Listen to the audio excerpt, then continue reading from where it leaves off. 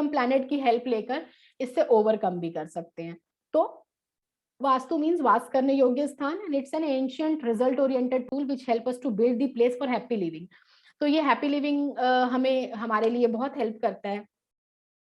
और वास्तु शास्त्र मतलब itself it's a complete solution based tool to transform the individual journey, जो हमको हर्डल से बचाकर हार्मनी क्रिएट करने के लिए हेल्प करता है। तो अगर वास्तु में अगर आपको ज्यादा कुछ भी डीप स्टडी भी नहीं पता है, तो अगर आप एक दो चीजें समझ लें, जैसे किचन और बाथरूम अगर आपने सेट कर दिया वास्तु में, तो बाकी सब ट्रीटेबल है, बाकी सब क्योरेबल है। अगर बाथरूम और किचन की ही जोन गड़बड़ हो गई, क्योंकि वहां पर आप अगर उसकी रेमेडी भी करते हैं ना, तो उतना इफेक्टिव रिजल्ट नहीं आता है, क्योंकि वो जोन में वो नहीं होना चाहिए। फॉर एन एग्जाम्पल, अगर आपका बाथरूम नॉर्थ ईस्ट में आ गया, तो नॉर्थ ईस्ट क्या है? नॉर्थ ईस्ट जो है वो जोन है जो हमको क्लैरिटी देता है, वो जोन है जहां पे हम पूजा कर सकते हैं, मेडिटेशन कर सकते हैं, नॉर्थ ईस्ट। अगर वहां, और उसको जुपिटर और केतु रूल करते हैं। केतु हमको पता ही है कि मेडिटेशन का कारक है, मोक्ष का कारक है। जुपिटर गिव्स अस विजडम, और बहुत सारे जुपिटर जो है हमारी कुंडली में 5 घरों को रूल करता है। तो सारी चीजें मेजरली जुपिटर है, क्योंकि जुपिटर को सोलर सिस्टम में सबसे बड़ा प्लैनेट माना गया, और एस्ट्रोलॉजी में भी जुपिटर की बहुत बड़ी इमेज है। तो अब अगर आपने जुपिटर या केतु के स्थान पे, जहाँ पे जो पूजा करने योग्य स्थान है, अगर हमने वहां पे बाथरूम बना दिया और वहां से हम अब वेस्ट जो है वो वहां से जा रहा है, तो क्या होगा? इसको हम ऐसे भी समझ सकते हैं, क्लैरिटी मिस हो जाएगी, clarity of mind will be flush हो जाएगा, क्योंकि हम वहां पे फ्लश कर रहे हैं बैठ के। क्लैरिटी ऑफ माइंड नहीं रहेगी, बहुत ज्यादा कंफ्यूजन क्रिएट हो जाएगी, किसी भी चीज में फोकस नहीं रहेगा। और हमको हेड रिलेटेड, बिकॉज वास्तु पुरुष मंडल का हेड आता है नॉर्थ ईस्ट जोन में, तो हेड रिलेटेड, क्योंकि जहां पे मुझे सर रखना चाहिए, अगर वहां पे कोई नाली वहां पे हो और नाली के पास अगर हम सर रख के सोएं, तो वो कितना इरिटेबल होता है। Nobody can manage. जब हम नहीं मैनेज कर सकते इंसान में, तो वास्तु पुरुष मंडल को भी वो चीज जमती नहीं है, और वो ये बोलता है, फिर वो हमको हेड रिलेटेड प्रॉब्लम देते हैं। तो अब ऐसा क्यों है? अब मैंने ये एक थ्योरी बता दी कि अब ऐसा होगा, लेकिन इसके पीछे का रीजन क्या है, इसके पीछे का लॉजिक क्या है? इसके पीछे का लॉजिक ये है कि जुपिटर है क्लैरिटी ऑफ माइंड, और राहु है इल्यूजन, और कम्बोर्ड रिप्रेजेंट राहु, और जो सड़ना और गलना है वो सैटर्न रिप्रेजेंट करता है। तो अब वहां पे अगर बाथरूम है और अगर कम्बोर्ड है, तो वो सैटर्न और राहु की प्रेजेंस वहां पे है। तो अब वो क्लैरिटी ऑफ जोन में, क्लैरिटी ऑफ माइंड, जहां से हमको अच्छे थॉट्स आएंगे, पॉजिटिव थॉट्स आएंगे, अगर वहां पे हमने ये सड़ने गलने की चीजें डाल दी, तो हमारे दिमाग का तो भेजा वैसे ही फ्राई हो जाएगा ना, और उसके बाद क्लैरिटी नहीं रहेगी, इल्यूजन क्रिएट हो जाएंगे, डिसीजन हम नहीं ले पाएंगे। तो ये इसके पीछे का लॉजिक है, जो किससे कनेक्ट होता है? ये प्लैनेट से कनेक्ट होता है और जोन से कनेक्ट हो जाता है। तो इसी तरह से वास्तु में हम सभी जोन को देख सकते हैं, बट अगर आपने 2 जोन पे ही अगर कमांड कर ली, विच इज जोन नहीं, 2 area of house which is kitchen and bathroom, अगर आपने इसी पे कमांड कर लिया, तो फिर ज्यादा टेंशन आती नहीं है, फिर एवरीथिंग इज ट्रीटेबल। तो ये वास्तु है। अब एस्ट्रोलॉजी क्या है? तो एस्ट्रोलॉजी क्या है? It's again a divine tool. जैसे वो साइंटिफिक है वास्तु, वैसे ज्योतिष भी पूरी साइंटिफिक है। हमारे एंशियंट हमारे ऋषियों ने, पूर्वजों ने हमको ये दिया है। तो ये एक डिवाइन टूल है और एक ईश्वरीय कृपा भी है। ये टूल तो हम समझ लेंगे, thousands of principles are there, but वो प्रिंसिपल क्या हमको समझ में आ रहे हैं? क्या हम उनको लगा पा रहे हैं? या क्या हम उनको यूज करने के बाद हम किसी की डिकोड कर पा रहे हैं life of, journey of life? क्योंकि एस्ट्रोस्कोप और हॉरोस्कोप क्या है? हमको वहां से सिर्फ हम किसी के लाइफ पैटर्न को रीड कर सकते हैं कि कब क्या, किस तरह की चीजें, सिचुएशन आ सकती है, क्या वो निकल पाएगा, क्या वो झेलेगा, हमको बस वही डिकोड करना है। तो ये एक ईश्वरीय कृपा भी है। और ईश्वरीय कृपा, क्योंकि ज्योतिष को अगर हम तोड़ें, तो ज्योतिष क्या है? ज्योति मतलब लाइट। इसीलिए शायद सन का बहुत बड़ा रोल है ज्योतिष में। बिना सन के एस्ट्रोलॉजी इज नॉट पॉसिबल, क्योंकि सन ही है जो लाइट देता है, मून वहीं से लाइट लेता है, राहु केतु मून के ही नोडल पॉइंट हैं। और फिर जब ये बिग बैंग वाली थ्योरी हुई थी, तो पहले सन ही था, फिर जब वो ठंडा हुआ तो उसमें से बहुत सारे प्लैनेट्स निकले, उसी की एनर्जी जो है सारे प्लैनेट्स में डिवाइड हुई है। तो सन का बहुत बड़ा रोल है। और सन लाइट मतलब जो इंट्यूशन है, क्योंकि सन हमारा कोर भी है, आत्मा भी हमारा सन को ही, जो हमारी आत्मा है वो भी सन को ही रिप्रेजेंट करती है, तो वो बहुत जरूरी है। ज्योति उषी का मतलब है, और ईश मतलब हमारे ईष्ट देव। तो इसीलिए ये ज्योतिषीय कृपा भी एक ईश्वरीय कृपा भी है। अगर ईश्वर की कृपा नहीं है तो भी हम इसको अच्छे से नहीं कर पाएंगे, लेकिन अगर हम इसको बहुत अच्छे से प्रैक्टिस कर रहे हैं और हम इसके साथ पूरी ईमानदारी के साथ मेहनत करते हैं, तो ये ईश्वरीय कृपा ऑटोमेटिकली हम पे बन जाती है। ये कहाँ से आती है? 12th हाउस से आती है। 12th हाउस अपना अच्छा कर लीजिए। 12th हाउस क्या है? 12th house is your donation, charity. आपने चैरिटी की नहीं कि आपके 100 रास्ते खुल गए। एक चैरिटी करने से ही हम अपने बहुत सारे प्रॉब्लम से बच सकते हैं, क्योंकि वो 12th हाउस को रिप्रेजेंट करता है। 12th हाउस क्या है? हमारे 12th हाउस हमको पता है वो आकाश है, ठीक है, वहीं से देखा जा सकता है ब्रह्मांड को। और 9th हाउस से 4th है, तो हमारी दादी दादा भी हैं। अगर वो हमारे साथ हैं तो बहुत अच्छा, उनकी ब्लेसिंग ले लीजिए, वो भी 12th हाउस है। अगर वो हमारे साथ नहीं है, कहीं कॉस्मिक एनर्जी में है, तो उनको प्रे कीजिए, तो वहां से भी वो आपको एनर्जी जो है वो गाइड करती है। तो ईश्वरीय कृपा बनेगी तभी जब हम ईमानदार होंगे। तो ये टूल बहुत ही हेल्पफुल है, और ये बना ही इसलिए है, it is not a science which is created for the remedies. नहीं, ये सिर्फ भापने के लिए। पहले के टाइम पे इसको कृषि में या फिर जानवरों में या जो भी अनहोनी होती थी उसके लिए इसको देखा जाता था, तो उससे बचने के साधन निकाले जाते थे, ना कि रेमेडी के। तो रेमेडी की साइंस नहीं है ये, it is a science of precaution, हमें कब क्या नहीं करना है। लाल किताब भी अगर आप पढ़ेंगे, काफी मोटी हैवी बुक है, श्री वेणी माधव जी की किताब है वो, लेकिन आप उसमें पढ़ेंगे जो भी आप लेसन पढ़ते हैं, अरमान, फरमान, प्लैनेट्स, 12 जो खाना नंबर 1 से लेके 12 तक है, या फिर प्लैनेट्स के रूल हैं, या फिर ग्रामर है, उसमें सब में यही लिखा हुआ है, प्रिकॉशंस, ओनली प्रिकॉशंस। अगर मून छठे घर में है और अगर वो वर्षफल में आ जाता है छठे घर में, तो उस इंसान को प्याऊ नहीं लगाना चाहिए। क्यों नहीं लगाना चाहिए प्याऊ? क्योंकि 6th हाउस क्या है? जब लाल किताब को बोलते हैं बहुत अलग है, बट इट इज नॉट अलग, ये पराशर से ही निकला हुआ है। मैंने जितना पढ़ा है मैंने यही पाया है कि पराशर ज्योतिष का ही इसमें, इसको वही चीज है बट इसको घुमा के रिप्रेजेंट किया उन्होंने अपनी लैंग्वेज में। पंडित रूपचंद जोशी जी ने इसको रिकमेंड किया, बट निकला हुआ वहीं से, रूट इज पराशर ज्योतिष। तो अब वो उसमें बोला क्योंकि 6th हाउस सर्विस प्रोवाइड करने का हाउस है। अब आप किसी को पानी पिलाओगे तो आप क्या कर रहे हो? आप सर्विस प्रोवाइड कर रहे हो किसी को। और मून क्या है? पानी है। वॉट, मून जो है वो पानी को रिप्रेजेंट करता है। तो अगर छठे घर में मून चला जाता है और आपने प्याऊ लगवा दिया या पानी पिला रहे हो आप किसी को, तो उसमें क्या हो जाएगा? मून एक्टिवेटेड हो जाएगा। अब मून छठे घर में क्या देता है? मदर को बीमारी दे देगा, आपको खुद को मेंटल टेंशन दे देता है, और पैसा, क्योंकि मून जो है वो नेशनल करेंसी भी है, जो चलती हुई करेंसी है, तो वो भी स्टक करवा देता है। क्योंकि छठा का काम ही क्या है? छठे हाउस का काम ही यही सब है, क्रिएशन ऑफ, है ना, एनिमीज, लोन्स।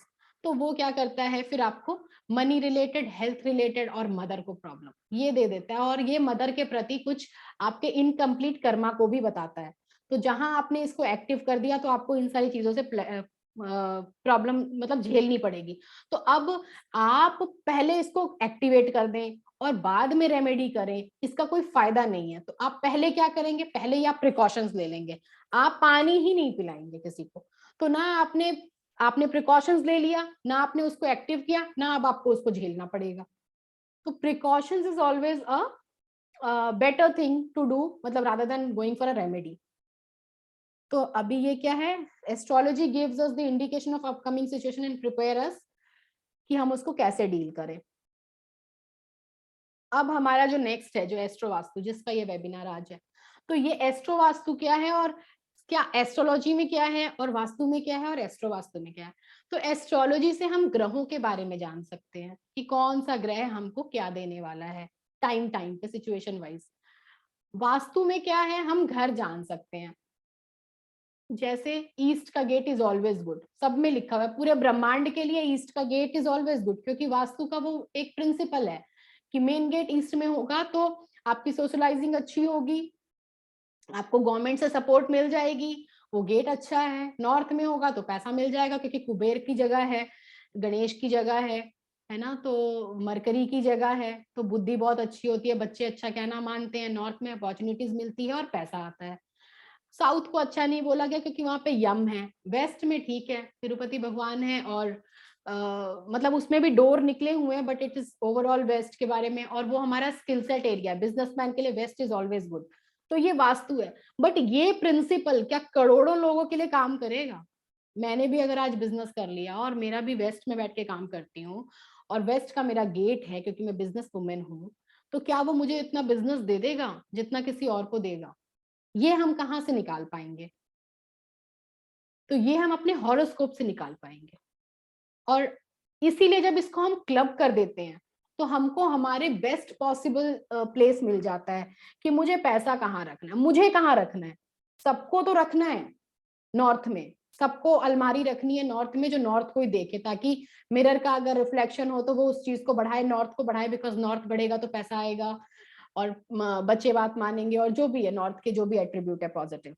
लेकिन क्या सबको आएगा? नॉट पॉसिबल, सबको नहीं आएगा ना। एक ही दिन में बहुत सारे बच्चों का जन्म होता है, बट सबकी लाइफ अलग अलग होती है, तो सेम यहाँ पे भी वो यही काम करता है। तो अभी एस्ट्रो वास्तु का क्या है? अभी एस्ट्रो वास्तु का ये है कि एस्ट्रोलॉजी के चार्ट से, हॉरोस्कोप से मैं अपनी बेस्ट डायरेक्शन निकालूं कि मुझे मेरा बेडरूम कहाँ रखना है। There are lot of people जिनके जिसका सिर्फ बेडरूम चेंज करने से रिलेशनशिप सुधर जाती है, जिसके सिर्फ फोटोग्राफ्स अगर आप किसी पर्टिकुलर डायरेक्शन में लगा देंगे चीजें सुधर जाएंगी। बट क्या वो सबके लिए काम करेगा? नो, नॉट पॉसिबल, क्योंकि सबके लिए वो जोन शायद पॉजिटिव नहीं है। तो वो हमको हमारा हॉरोस्कोप बताएगा। तो जब हम वास्तु को इससे कनेक्ट कर देते हैं तो ही ये एस्ट्रो वास्तु का क्रिएशन होता है। ये बहुत अच्छा बहुत ही बढ़िया टूल है। अब फैमिली मेंबर में ले लीजिए, किसी ने घर चेंज कर दिया, उसमें मान 3 मेंबर्स आर वर्किंग, बट घर चेंज करने के बाद एक तो राइज हो गया और 2 जने नहीं हो पाए। क्या रीजन है? घर तो बढ़िया है, घर का जोन तो नॉर्थ ही है, सबको पैसा दे रहा है, ठीक है, बट एक राइज कर पाया, दूसरा नहीं कर पाया। तो फिर अब हमको उसका हॉरोस्कोप देखना पड़ेगा कि क्या उसके लिए वो जोन या वो गेट बेनिफिशियल था या नहीं। अगर नहीं है तभी उसको बेनिफिट नहीं हुआ, अगर होता तो उसको भी उतना ही बेनिफिट होता जितना दूसरे को हुआ। तो ऐसे ही हम सब सारे एस्पेक्ट ऑफ लाइफ में, बच्चे का, मैरिज का, मनी का, करियर का, बिजनेस का, जॉब का, कुछ नहीं छूटता, इसमें सब निकल जाता है। सिर्फ आप बेस्ट जोन निकाल लीजिए, बेस्ट प्लैनेट पकड़ लीजिए, activate the planet, activate the zone. जिसका नेगेटिव आ रहा है उसको आप उसकी डेंसिटी को कम कीजिए, जिसका जिसका पॉजिटिव है, दशा चल रही है, पॉजिटिव दे रहा है बट रिजल्ट नहीं दे रहा, तो उसके एट्रीब्यूट्स को बढ़ाना है हमको, उसके आर्टिकल्स को यूज करना है और हमको जोन यूज करना है। We can activate the planet, we can activate the house, and then आप रिजल्ट देख सकते हैं। जैसे कि एक रिसेंट में मैंने इसी साल का एक केस है, किसी की मदर ने फोन किया था, उसके बच्चे की शादी नहीं हो पा रही थी, 35 ईयर्स का वो लड़का हो गया था। अब उनका शादी का योग तो बना हुआ है, लेकिन फिर भी शादी का योग पिछले साल से बना हुआ है, लेकिन शादी हो नहीं रही है। जब मैंने चार्ट देखा तो मैंने क्या देखा, सैटर्न और मार्स का, और इनफैक्ट उसको करियर की भी प्रॉब्लम थी, टिकता नहीं था या जॉब चली जाती थी या कुछ अच्छी जॉब मिलती नहीं थी। तो अब वो धनु लगन की कुंडली थी जिसमें कि मरकरी बन जाता है सप्तम और दसम का लॉर्ड। सप्तम है शादी, दसम है आपका करियर। तो अब उसके लॉर्ड पर, मरकरी पर, मार्स और सैटर्न का नेगेटिव एस्पेक्ट था। तो क्या हुआ, सैटर्न क्या करता है, सैटर्न के पास देने के लिए क्या है, सैटर्न ब्लॉकेज क्रिएट करता है, सैटर्न डिलेज कर देता है काम। मार्स के पास क्या है, झगड़ा करवा देता है, गुस्सा दे देगा, बहुत अग्रेशन आ जाएगा। तो अब शादी की बात चलती थी लेकिन आगे नहीं बढ़ती थी, झगड़े से बंद हो जाती थी, रिश्ता टूट रहा था, डिलेज हो रहे थे, रिस्पॉन्स नहीं आ रहा था। और वर्किंग में भी यह होता, झगड़े की वजह से उसकी जॉब में भी प्रॉब्लम थी।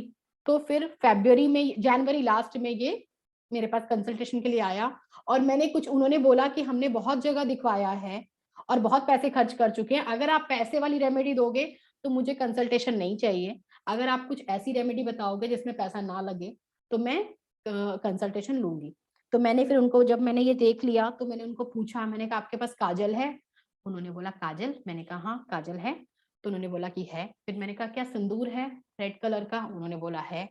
तो मैंने बोला कि उनके एक घुटने पर लाल लगा दीजिए, डॉट बिंदी जितना, और दूसरे घुटने पर काला लगा दीजिए काजल, उसके ऊपर पाउडर लगा दीजिएगा ताकि वो फैले नहीं, क्योंकि बच्चों को भी हम ऐसे ही लगाते हैं कि काजल ना फैले।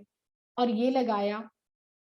उसके बाद उसको जॉब नहीं मिल रही थी, उसके बाद उसको इतनी जॉब मिली कि उसने एक जगह ज्वाइन किया, 1 हफ्ते काम किया, उसको जमा नहीं, उसने छोड़ दिया। दूसरी जॉब का ऑफर उसके हाथ में था, उसने वहां पे काम किया, छोड़ दिया, नहीं पसंद आया। फिर तीसरी जगह उसने ज्वाइन किया, जो उसको अच्छी कंपनी, बहुत अच्छी कंपनी मिल गई, जो उसको अभी तक नहीं मिली। उसने 10-15 साल काम किया है, this is the first time that he has got a very good job. तो अभी मिली, और विद इन 25 डेज चट मंगनी और पट ब्याह जुलाई में उनका हो गया। उसने कब ये डॉट लगाना शुरू किया? उसने ये डॉट लगाना शुरू किया था मार्च से, और मार्च में ही 2 कंपनी चेंज की, और अप्रैल 2 से उन्होंने 3rd कंपनी चेंज की, और उसी कंपनी में अभी कंटिन्यू कर रहे हैं, और उसको फिर हाइक वगैरह भी मिल गई। तो सिर्फ ये डॉट, और एक मैंने मंत्र भी बोला था, तो ये सिर्फ 2 डॉट करने से ही उनका काम बन गया। तो ये उसी तरह से हेल्प करता है। अगर आपका प्लैनेट एक्टिव है, शादी दे रहा है, बच्चा दे रहा है, लेकिन फिर भी नहीं हो रहा है, तो अब हमको प्लैनेट को बूस्ट करना है। बूस्ट करेंगे, और जो उस पे नेगेटिव एस्पेक्ट है उसको डिस्ट्रॉय करेंगे, उसको हटाएंगे, या उन दोनों के बीच में एक पॉजिटिव प्लैनेट को खड़ा करेंगे, ताकि उसकी जो नेगेटिव एस्पेक्ट है वो उस तक ना जाए। ठीक है, तो ये इस तरह से एस्ट्रो वास्तु जो है वो काम करता है। अब हमारा जो कॉन्शियस माइंड है वो तो इस चीजों पे विश्वास नहीं करता ना, वो तो कहता है कि प्रूफ दो। प्रूफ कैसे देंगे हम कि ऐसा कैसे हो सकता है ना? अब ऐसा इससे भी बहुत अच्छा हो सकता है। इसमें एक और चीज बताती हूँ, मेरे पास majority of the client I have from Gulf. तो मैंने उनकी शक्ल भी नहीं देखी, वो सिर्फ डीपी में जो प्रोफाइल पिक्चर रहती है उसके थ्रू हम आजकल एक दूसरे को देख सकते हैं। But I have never done a video call. उन्होंने कभी वीडियो कॉल नहीं किया है, वीडियो बना के भेजी है बट वीडियो कॉल नहीं किया। तो मैंने यहीं से बैठे बैठे उनको बोल दिया था कि 155 डिग्री पे आपके घर में ऑरेंज और ब्लू एंड ब्लैक कलर का कॉम्बिनेशन है। तो उन्होंने, क्योंकि वास्तु नहीं पता है, तो हम लोग क्या कर सकते हैं, हम लोग डिग्री ही बोल सकते हैं। तो उन्होंने फिर डिग्री वगैरह लोकेट किया, और उनका जो सोफा था वो था, उसके ऊपर जो कवर था और जो सोफे में नीचे डिजाइन था, तो वो तीनों कॉम्बिनेशन उसमें बन रहा था। मैंने उनको बोला तीनों को आप ब्रेक कर दीजिए। तो उन्होंने जो ऊपर का कवर था वो उन्होंने हटा दिया, क्योंकि वो उनके कुंडली में दिख रहा था, जो उनको प्रॉब्लम क्रिएट कर रहा था। तो फिर वो मैंने हटवाया, और उनका जो मंदिर का जगह थी वो मैंने हटवा दी। तो उसके बाद उनको जॉब मिल गई, क्योंकि उनकी जॉब चली गई थी कोविड में, जो उनको मिली है लास्ट ईयर। तो इस तरह से आप, ये वाव है। अगर आपने कभी विजिट नहीं किया किसी प्लेस को, और आप कुंडली से देखकर ये बता दे रहे हैं कि आपके यहाँ पे रेड कलर का ऑब्जेक्ट रखा हुआ है, उसको हटाइए और इसको इस डिग्री पे लगाइए, इतना भी करके आप बहुत हद तक बदलाव ला सकते हैं। बहुत ही बढ़िया तरीके से काम करता है, और यही जो चीजों को लोकेट करना है डिग्री वाइज, यही वाव क्रिएट करता है। तो वाव तो खैर उनके लिए है, बट हम जब इस चीज को करेंगे तो ये बहुत कॉमन हो जाएगी हमारे लिए। It is not that great, मतलब हमारे लिए, बिकॉज ये डेली का हो जाएगा, डेली आप 5 चार्ट देखेंगे आपको ऐसा दिख जाएगा। लेकिन उनके लिए ये वाव है कि कभी इसने देखा नहीं, मेरे घर पे आया नहीं, बट ये ऐसे कैसे बता पा रहा है। तो ये हम एस्ट्रो वास्तु की हेल्प से निकाल सकते हैं। अब ये एक नॉर्मल चार्ट आया था मेरे पास। तो इसमें क्या है, बंदे को हेड का प्रॉब्लम है।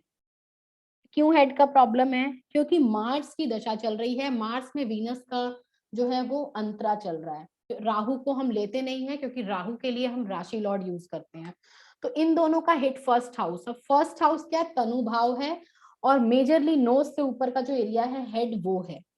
तो ये अब जब इसकी दशा चलेगी, तो मार्स के पास क्या है, मार्स और राहु एक्सीडेंट करवा सकते हैं, तो एक्सीडेंट होगा। वीनस के पास क्या है, किडनी है, फिल्टरेशन है, डिस्क्रिमिनेशन पावर है, वो सब डाउन हो जाएगा। और वो कहाँ चला जाएगा, सेल्फ के पास, क्योंकि फर्स्ट हाउस हमारी बुद्धि को भी रिप्रेजेंट करता है, मतलब ब्रेन आ जाता है वहां पे, और तनुभाव तो पूरे हाउस को डिस्टर्ब कर देगा, बिकॉज ये बहुत हैवी स्ट्रॉन्ग नेगेटिव एस्पेक्ट है फर्स्ट हाउस पे। उसी तरह से मरकरी जो हमारा इंटेलेक्ट है और हमारी नर्वस सिस्टम है, तो उस पे भी हिट है, मतलब नेगेटिव एस्पेक्ट है, तो ये उसको भी डिस्टर्ब करेगा। तो इनको नर्व्स का प्रॉब्लम था, क्योंकि अब ये साथ साथ एक्टिवेट हो गए, तो इनको नर्व्स का भी प्रॉब्लम है, और इनको पूरे बॉडी में ही कुछ प्रॉब्लम चल रही है फिलहाल। और अभी शायद थोड़ा बेटर है, बट प्रॉब्लम फिर भी कंटिन्यू है, क्योंकि दशा इज ऑलरेडी ऑन। तो अभी ये बताया गया है उनको सॉल्यूशन, अब देखते हैं कि कितने दिन में रिजल्ट आता है। बट अभी वो फिलहाल हॉस्पिटल से घर तो आ गए हैं ये करने के बाद, पहले वो हॉस्पिटल में ही एडमिट थे। तो ये कब एक्टिवेट हो जाएगा? जब प्लैनेट की दशा चलेगी या फिर सेम चीजें ट्रांजिट में दिख जाएंगी तो ये एक्टिवेट हो जाएगा, तो फिर प्रॉब्लम देगा। अब next is this is a policeman, ये एक पुलिसमैन का चार्ट है। इनको अभी हेल्थ का इशू चल रहा है जिसमें इनको majority of the things is कि स्टमक और इंटेस्टाइन का प्रॉब्लम है। तो अब ये जो है इसमें देखेंगे हम लोग तो इसमें बहुत तगड़ी वाली हिट आ रही है फिफ्थ हाउस पे। फिफ्थ हाउस स्टमक है, फोर्थ हाउस हमारा अपर स्टमक है, तो फिफ्थ हाउस पे आ रही है हिट। तो फिफ्थ हाउस में जो भी है चीजें, जठर अग्नि आ जाती है, डाइजेशन हो जाता है। सिक्स्थ हाउस भी इनका ठीक नहीं है, तो सिक्स्थ हाउस पे भी हिट है, सिक्स्थ लॉर्ड पे भी हिट है। इस तरह से इनको स्टमक की प्रॉब्लम है। 2-3 चक्कर ऑलरेडी लगा चुके हैं दिल्ली, क्योंकि गवर्नमेंट एम्प्लॉय है तो गवर्नमेंट हॉस्पिटल से इन्होंने वो ट्रीटमेंट मतलब इनका बनता है तो दिखवाने के लिए आए थे यहाँ पे। तो अभी इनका चल रहा है, टेस्ट वेस्ट हुए हैं, और अभी क्योंकि दशा लंबी चलेगी तो ये चलेगा। तो लेकिन फिर भी बता दिया गया है कि क्या करना है, तो देखते हैं। अभी रिपोर्ट आई है, रिपोर्ट तो ओके है बट प्रॉब्लम्स फिर भी हैं। अब इसी तरह जिस तरह से हमने यहाँ पे क्या देखा, फर्स्ट हाउस देखा, फर्स्ट हाउस डिस्टर्ब हो रहा है, यहाँ पे फिफ्थ हाउस डिस्टर्ब हो रहा है। अभी फिफ्थ हाउस में यहाँ पे क्या है, बच्चे भी हैं, सिर्फ एक पेट ही नहीं है, फिफ्थ हाउस में बच्चे भी हैं, तो बच्चों को भी प्रॉब्लम आ सकती है। फिफ्थ हाउस अगर आपकी कोई क्रिएटिविटी है जो प्रोडक्शन हम लोग करते हैं, that is also fifth house. अगर आप उस तरह के किसी काम में तो उसमें भी डिस्टर्बेंस आएगी। It is not only stomach, अगर स्टमक में आ गई तो दूसरी जगह से बच जाओगे। अगर इसको बच्चों को आ जाती तो इनको शायद इतना प्रॉब्लम नहीं होता। तो इस तरह से, तो इसी तरह से हम सभी भावों को देख सकते हैं। जैसे मैंने पहले बताया कि ये हमको कौन कौन सी चीजें हमको हेल्प करेंगी, ज़ोडिएक, साइन, प्लैनेट्स और हाउसेस, ये 4 पिलर्स हैं। हम इसी में से ही प्रॉब्लम को ढूंढेंगे और इसी के थ्रू हम सॉल्यूशन भी निकालेंगे। तो इसी तरह से हम सभी भाव जो है वो सभी बॉडी पार्ट्स को, राशियां भी जो है सभी बॉडी पार्ट्स को बताती हैं और जोन भी बताती हैं। प्लैनेट के भी जोन है, उनको भी वास्तु की डायरेक्शंस मिली हुई है। तो हम उसी लेवल पे, सिर्फ उतने ही लेवल पे हम काम करके इतना सॉल्यूशन प्रोवाइड कर सकते हैं। अब इसमें ये है कि अब जो है हम आगे चलते हैं, और क्योंकि ऑलरेडी टाइम काफी हो चुका है, अब ये सब छोड़ते हैं क्वेश्चन वगैरह। बट एक चीज मुझे बताइए कि आप लोग कितने जने इसके बारे में सोच रहे थे एंड सडनली ये आ गया? क्योंकि फ्रीक्वेंसीज ऑफ एनर्जी हमको अट्रैक्ट करती है। हम जितनी शिद्दत से किसी चीज को सोचते हैं उसकी अपॉर्चुनिटीज हमको दिखने लगती है। ये लॉ ऑफ अट्रैक्शन बोलता है, ठीक है। तो इसीलिए मैंने ये लिखा कि आप लोगों को, कितने लोगों को पता है कि आप लोग राइट प्लेस पे हो, या कौन कौन से इसका पार्ट बनना चाहते हो और इस जर्नी में एंटर करके लोगों की हेल्प करना चाहते हो, या फिर ये डिवाइन एनर्जी का चैनल बनना चाहते हो। तो ये मैंने लिख दिया था। अभी जो क्या है, ये नया बैच शुरू होने वाला है मेरा। मैं 1-on-1 या मैक्सिमम 5 लोगों का बैच रखती थी अभी तक जो पढ़ा रही थी। तो अभी अखिल सर की हेल्प से उन्होंने बोला कि आप ज्यादा लोगों को एक साथ पढ़ा सकते हो, तो उन्होंने मुझे ग्रुप वगैरह क्रिएट करके दिया जिसमें कि मैं कॉन्टिन्यूसली डाल रही थी कोर्स वगैरह। तो अब ये नया बैच हम शुरू कर रहे हैं, प्रॉबेबली नेक्स्ट वीक से ही होगा, बट डेट बता दी जाएगी। अब इफ नॉट नेक्स्ट वीक तो फिर उसके नेक्स्ट वीक। तो ये होगा कंटिन्यूसली 10 डेज का कोर्स, 6-7 डेज का है, बट 2-3 डेज एक्स्ट्रा चलेगा, और ये कॉन्टिन्यूस होगा क्योंकि इसमें आपको ज्यादा खुद से कुछ पढ़ने की जरूरत नहीं है। इसमें आपको सिर्फ यही प्रिंसिपल यूज करके, these are the set of principles जो आपको मिल जाएगा, और इन्हीं के ऊपर ही काम करके आपकी सारी चीजें हो जाएंगी।